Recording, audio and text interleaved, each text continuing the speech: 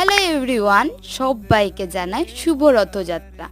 তো আজকে আমি চলে গিয়েছিলাম বহরমপুরে একটি রথযাত্রা অনুষ্ঠানে অংশগ্রহণ করতে। আমরা সকল বাঙালিরাই প্রায় জানি এই রথযাত্রা উৎসব আসা মানেই মায়ের আগমন খুব শীঘ্রই হতে চলেছে। যথাযথ সময়ে না পৌঁছানোর কারণে আমরা কিন্তু ওই ভিড়ের মধ্যে গিয়েই পড়ি, কিন্তু এই ভিড়কে অতিক্রম করে আমি চলে যাই রথের দড়ি টানার জন্য, আর সেই দড়িটাও টানতে পারি।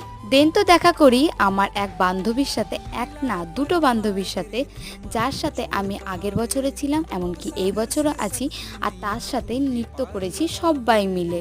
আর আমাকে কেমন লাগছে তোমরা কিন্তু অবশ্যই কমেন্টের মাধ্যমে জানিও। গোটা বহরমপুর ঘুরে আসার পর মন্দিরে ছিল প্রসাদের আয়োজন, সেখানে যাই এবং প্রসাদ গ্রহণ করি। আর এখানে না আমি হারিয়ে গিয়েছিলাম, তাই একটু টেন্স লাগছে।